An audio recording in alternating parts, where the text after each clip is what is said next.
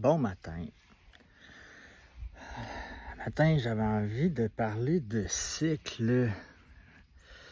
Il y a des cycles qui régissent notre vie à tous les jours, à tous les mois, à toutes les saisons. Les hommes ont des cycles, les femmes ont des cycles. C'est d'autant plus... on connaît plus le cycle des femmes. On en entend plus parler. Puis pourtant, il y en a plein de cycles. Il y a le cycle de la lune, il y a le cycle des saisons, il y a les cycles dans la journée. Chaque organe a son cycle aussi. Les hommes ont des cycles différents de ceux des femmes. Et quand on partage sa vie avec quelqu'un, on est amené à être sous l'influence de ces cycles. Puis que ce soit homme-homme, femme avec femme, homme avec femme, chacun est un peu régi par ses cycles. Puis toutes ces influences-là, des fois, ils ont plus ou moins d'influence. Là, je veux vous amener dedans le réel, dans mon présent à moi. Moi, ça fait 19 ans que j'étais avec ma femme, fait qu'on en a eu des hauts puis des bas, puis on a passé plusieurs périodes de cycles de toutes sortes. Puis je pense qu'il y a même des cycles qui peuvent revenir après plusieurs années pour chaque personne. Puis là, on pourrait embarquer aussi dans les cycles du zodiaque, des astres puis des signes astrologiques et tout. Mais ce qui m'a frappé, dans le fond, dans les derniers jours, c'est que j'ai vécu une période de cycle intense. Par le biais de ma compagne. Je vais commencer par moi. Moi, j'ai remarqué que j'ai des cycles dans... En fait, ce que j'ai compris, de règle générale, les hommes, le cycle va être plus quotidien. Donc, moi, ce que j'ai vu, c'est le matin, la première demi-heure de la journée, peu importe à l'heure que je me lève. Cette demi-heure-là, je suis mieux de ne pas réfléchir à quoi que ce soit. Je suis mieux de ne pas essayer de mettre en branle quoi que ce soit. C'est souvent ma période qui est le plus déprimée, le plus down, le plus facilement découragé. Peu importe à quoi que je pense à faire une tâche, que je pense à faire un projet. On dirait que dans cette période-là, il n'y a rien qui a du sens. Tout est lourd, tout est trop, tout est décourageant, tout est pas le fun. Ça, c'est moi. Après, dans ma journée, habituellement, ça se replace. Je suis capable de voir quelque chose qui est à faire, puis de me dire « Ah ouais, je pourrais faire ça. » En général, ça se stabilise. Puis le soir, c'est là que je vais avoir tendance à tomber anxieux, à trop penser, à essayer de régler des affaires sur lesquelles j'ai aucun contrôle. Puis, tu sais, j'ai longtemps comme essayé de trouver, mais comment je peux casser ça, comment je peux défaire ça. Puis, en vrai, on dirait que juste le fait de le savoir, puis d'être capable de l'observer, ça a fait en sorte qu'à cette heure, je le sais, le matin, je réfléchis plus. Je fais ma routine comme du matin, sans trop réfléchir. On dirait jusqu'à temps que mon cerveau il se mette comme en action, puis ça finit par passer. Parce qu'à l'extrême, si je me concentre seulement sur cet état d'esprit-là, je suis capable de l'entretenir longtemps dans ma journée, ce découragement-là, puis cette perte de sens-là. Puis ça, c'est pas avantageux. Comme je disais, quand on partage notre vie avec quelqu'un, cette personne-là aussi a ses cycles. Puis, tu sais, mes périodes de cycle peuvent influencer son état d'esprit, puis les cycles de l'autre personne peuvent influencer mon état d'esprit aussi. Puis j'écoute des podcasts depuis quand même longtemps. Tu sais, quand que je suis sur la route, j'ai découvert ça depuis une couple d'années. Les podcasts, c'est vrai, tu sais, il y en a de toutes sortes. Il y en a que c'est juste du divertissement, puis il y en a que c'est plus académique ou plus intéressant, dans le sens qu'on peut apprendre des trucs. Je me rappelle d'un podcast de sexe oral.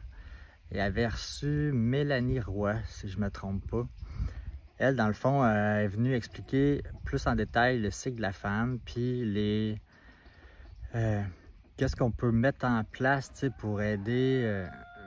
Il s'adressait plus aux femmes, mais moi j'aimais ça parce que ça me permet, je partage ma vie avec une femme, fait que j'ai avantage à comprendre un peu plus son fonctionnement. Puis c'est ça, elle expliquait le cycle de la femme, puis qu'il y aurait avantage à placer leurs activités ou faire leur horaire plus en fonction de leur cycle, parce que leur cycle a quand même une grosse influence sur leur état d'esprit, sur leur motivation, sur leur inspiration, puis même sur l'imagination, puis sur l'énergie qu'ils vont avoir dans une journée ou dans un projet. Puis moi, je trouvais ça super intéressant, moi, je me disais, wow, toutes les femmes devraient faire ça, c'est vraiment hot, puis là, ça va m'aider à mieux apprendre, à mieux comprendre qu'est-ce qui se passe avec ma blonde. Mais dans les faits,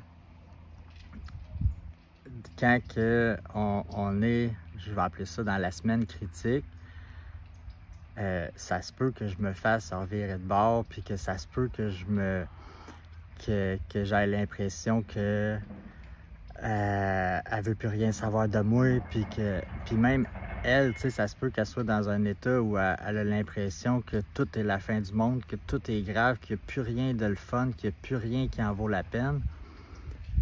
Finalement, ça me ramène à une espèce d'état dépressif, Fait que c'est comme s'il y avait une mini-dépression presque à chaque mois qui se déroulait dans son corps. Puis un mois à l'autre, ça peut varier beaucoup, Là, on dirait qu'on vient d'en vivre une assez hard, Puis là, c'est-tu l'influence de l'éclipse, de la lune, de l'éruption solaire, de comment que les astres sont placés? Pourquoi que là, cette semaine, ça a été de quoi de plus intense? Je ne sais pas.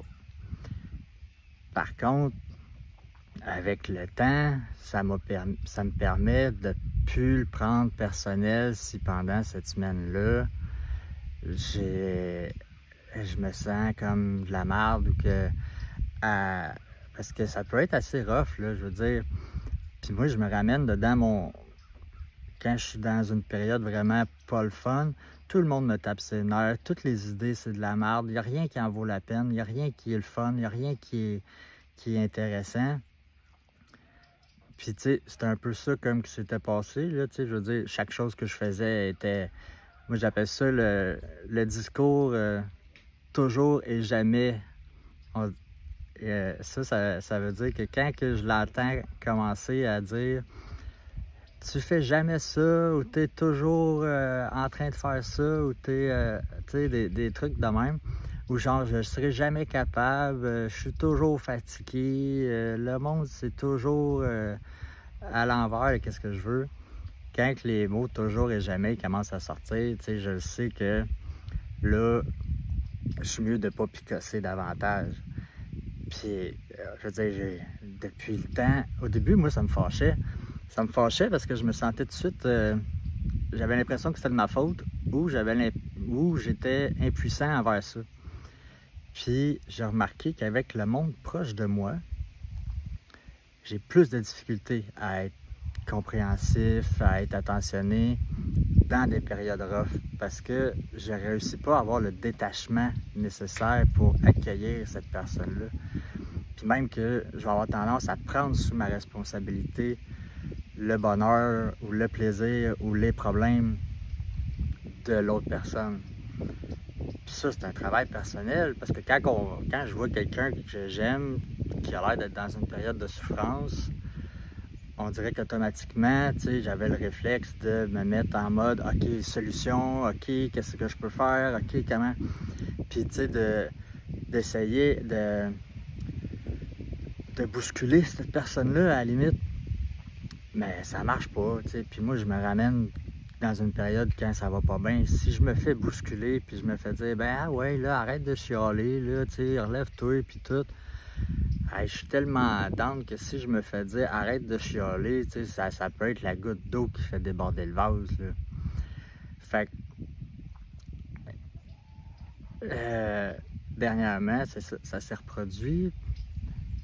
Puis, tu sais, là, j'ai réussi à prendre le pas de recul nécessaire, tu sais, puis à faire comme que je fais avec moi le matin, de dire, OK, pendant cette période-là, je suis mieux de ne pas penser à rien, de ne pas prévoir à rien, de ne pas faire de projet, de quoi que ce soit. Ça va passer. Ça a duré peut-être 2 jours, tu sais. Puis là, ça a passé. Fait que c'est, tu sais, l'importance des cycles, l'influence des cycles est là. Là, après, tu sais, d'où est-ce que j'ai un certain pouvoir, c'est si je suis capable de l'observer, là, je peux savoir si je suis dans une période d'un cycle qui est passagère. Et donc, arrêter de donner de l'importance aux pensées pendant cette période-là, parce que ça peut être vraiment comme un... ça peut venir dans un bas fond assez loin.